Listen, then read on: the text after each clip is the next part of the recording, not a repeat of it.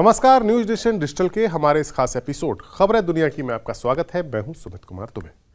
पिछले करीब 1.5 साल से मिडिल ईस्ट में चल रहे इजराइल के युद्धों के बाद जब हिजबुल्लाह के साथ उसका युद्ध विराम हुआ तो लगा था कि शायद अब तनाव खत्म होने का वक्त आ गया है, क्योंकि इस पूरे वक्त में इजराइल ने हमास और हिजबुल्लाह जैसे ईरान के दोनों प्रॉक्सीज की कमर तोड़ दी और सीरिया में मौजूद ईरान के समर्थन वाली बशर अल-असद सरकार का भी तख्तापलट हो गया।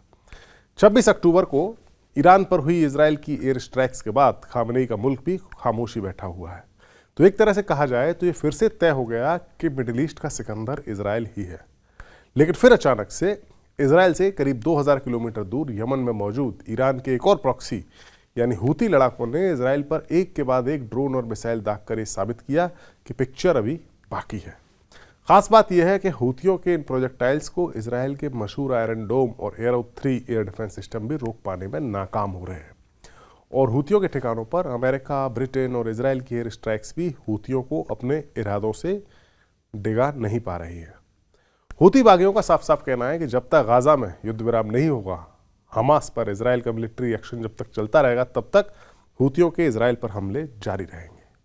कुछ ऐसा ही इरादा लेबनान में मौजूद हिजबुल्लाह का भी था, जिसने उत्तरी इजराइल पर तभी से रॉकेट बरसाना शुरू किया था जब से गाजा में इजराइल ने हमास के खिलाफ मिलिट्री ऑपरेशन शुरू किया था। लेकिन जब इजराइल का कहर हिजबुल्लाह पर टूटा तो उसने चुपचाप युद्ध विराम करने में ही भलाई समझी।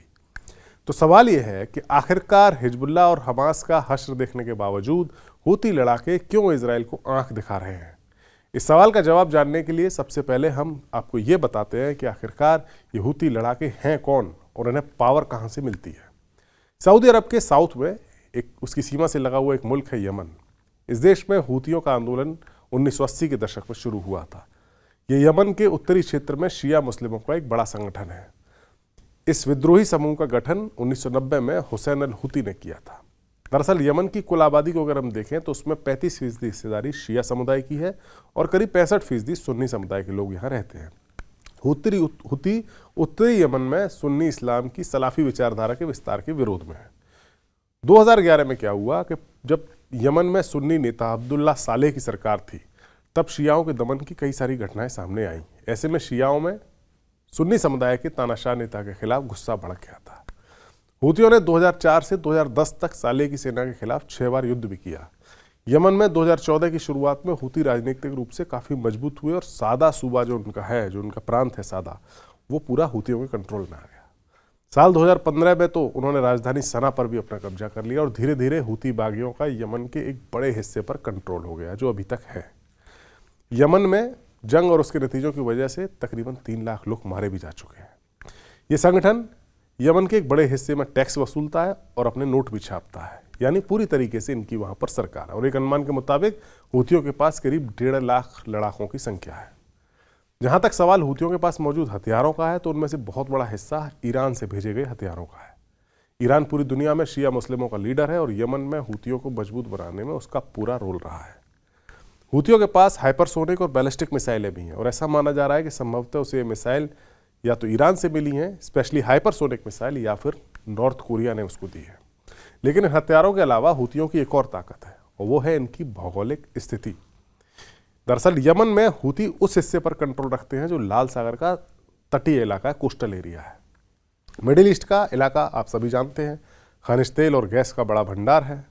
पूरी दुनिया की ऊर्जा जरूरत का एक बड़ा हिस्सा यहीं से निर्यात किया जाता है और लाल सागर और अदन की खाड़ी के समुद्री मार्ग से इस निर्यात का बड़ा हिस्सा गुजरता है।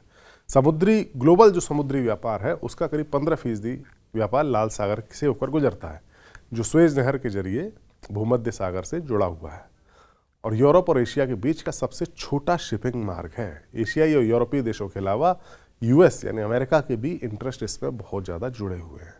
आप अगर नक्शे की लिहाज से अगर देखेंगे तो आपको पता चलेगा कि जो पश्चिम एशिया या मिडिल ईस्ट का इलाका है, जो देश है, सऊदी अरब हो, यूएई हो, वह तो यहाँ से अगर आपको पानी के जहाज के जरिए, कार्गो के जरिए अगर तेल का निर्यात करना है, क्रूड ऑयल का निर्यात करना है, तो जो सबसे छोटा रास्ता है वो लाल सागर से होकर ही गुजरता है, आपको भूमध्य सागर में ले जाएगा और वहाँ से यूरोप ले जाएगा।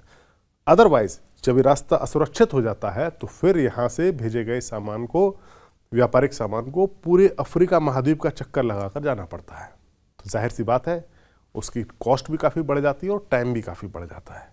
ये प्लस पॉइंट है हूतियों के पास कि उस रास्ते को बंद करने की क्षमता इनके पास है या डिस्टर्ब करने की। जब से गाजा का युद्ध शुरू हुआ है तब से ही इस रास्ते से गुजरने वाले उन व्यापारिक जहाज़ों को हूतियों ने निशाना बनाया है जो इजराइल या उसके ब्रिटेन और अमेरिका जैसे मुल्कों से ताल्लुक़ रखते हैं या जर्मनी जैसे। हूतियों के सेक्शन ने अमेरिका को उनका दुश्मन बना दिया और साथी देशों के साथ अमेरिका ने एक टास्क फोर्स बनाई जो हूतियों पर हमले कर रही है। लेकिन इन हमलों से भी हूती बागी डरे हुए नहीं है।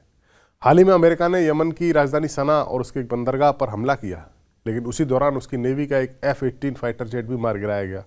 अमेरिका का कहना है कि ये जेट एक फ्रेंडली फायर में गिरा, जबकि हूतियों का दावा है कि उन्होंने इस जेट को मार गिराया। फ्रेंडली फायर का मतलब ये होता है कि अगर आप अपने ही फाइटर जेट को अपने ही हथियार से निशाना बना देते हैं कन्फ्यूजन में, ये लगता है कि शायद दुश्मन का प्रोजेक्टाइल है और वो गिरा दिया जाता है, तो उसको फ्रेंडली फायर बोला जाता है। अमेरिका कह रहा है कि उसने अपने F-18 जेट को उसी के एक नेवल शिप की मिसाइल से मार गिराया गया कन्फ्यूजन में, जबकि हूती दावा कर रहे हैं कि इस जेट को उन्होंने मारा है।